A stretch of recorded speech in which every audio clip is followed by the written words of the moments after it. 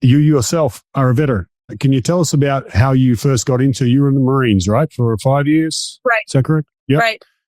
Yes, sir. Why did you decide to go into the military? Starting at a young age, I had a pretty rough upbringing. My parents suffered with addiction and depression, and my life growing up was just terrible. I mean, I like to say I didn't have the role models. I didn't know what I wanted to be, but I definitely, without a shadow of a doubt, knew what I didn't want to be because it surrounded me all the time. And so when I was 19 years old, I found myself enabling the addiction, enabling the depression, enabling this lifestyle of just not only negativity, but they were not motivated and they just continued to choose terrible things. And I was stuck in the middle of it. And I loved them so much that I found myself enabling them, almost supporting their decisions and their habits. And I knew that I needed to do something, not only to help people because I've always had a passion for that, but I needed to make a decision that would allow me to grow and to learn what that was that I wanted to be because I didn't know.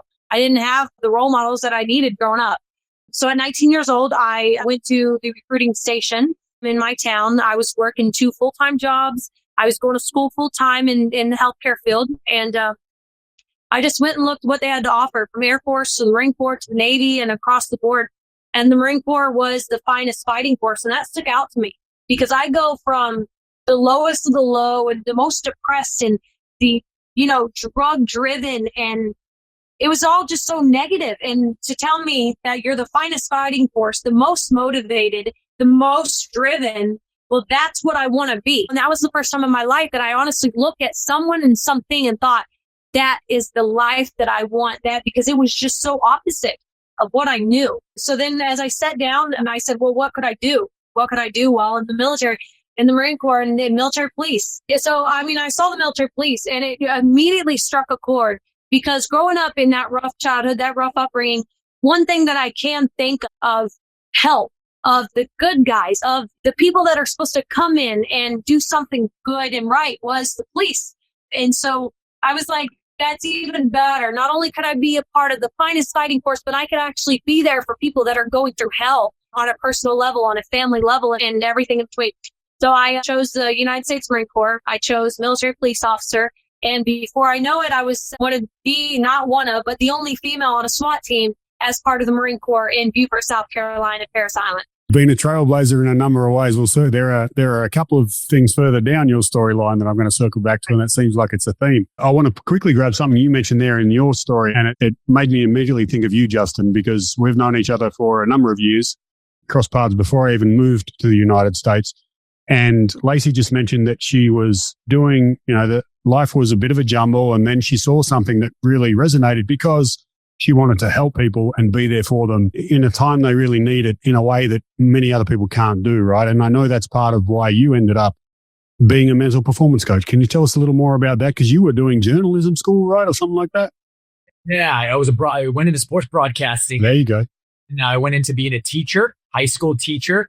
And then from there, went into wanting to work with the best athletes and performers in the world, because those like Lacey, who are at the tip of the spear, who want to be the best in the world, it's inspiring. The way they attack their days, the way their approach to, they have to control their attention. So many people clamoring for their attention. And people like Lacey and these elite performers, they fail on the big stage.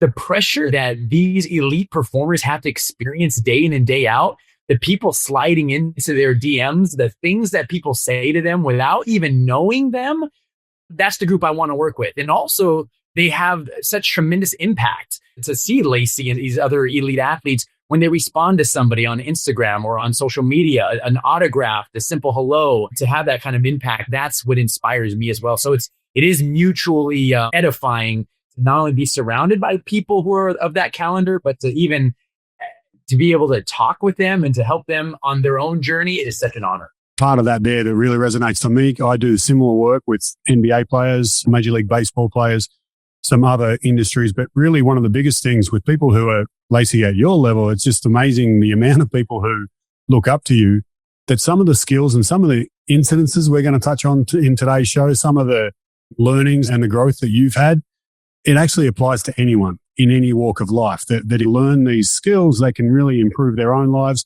to your point, they can help support their own family who may be struggling with their own stuff. So really looking forward to digging into that. And you mentioned when we just jumped out to Justin a second ago that you went into the police because it was going to help people, and you ended up being the only female on a SWAT team. Now, you're not only being the only female on a SWAT team, just looking into your background a little bit, there was a little period between the military and WWE where you started your own construction business, right?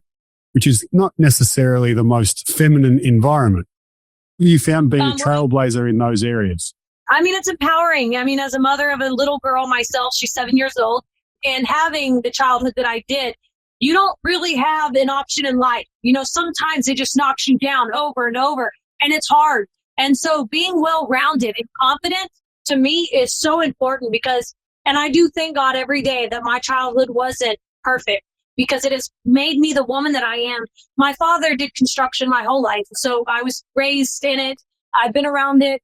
And I actually started a construction company while I was active duty as a corporal in the Marine Corps. And this was before WWE. My husband is a general contractor and he's a builder. So it only made sense to me and him both start the company and it took off. And I'm a hard worker.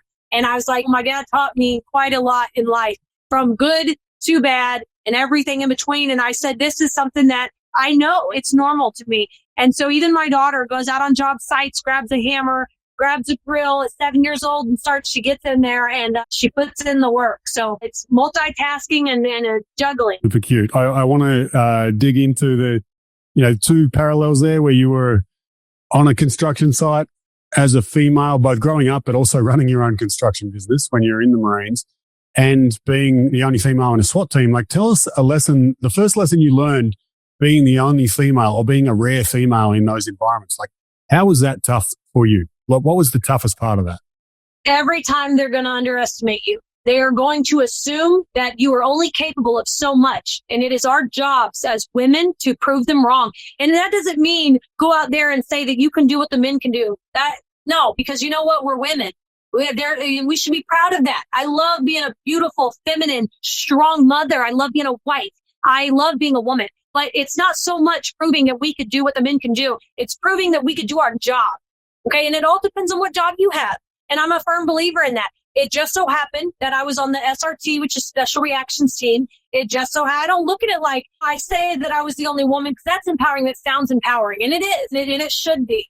But I was in a male dominated. It just so happened to be mostly men. It happened to be all men. What's my job description? And I wanted to prove that I had what it took to do that job. And then before you know it, I'm the only female in that work field. You tell me what needs to be done and watch as I get the job done. And that's something I instilled in my kid all the time is don't focus so much on I'm the only female. Focus on this is what I can do. I can do the job that is at hand.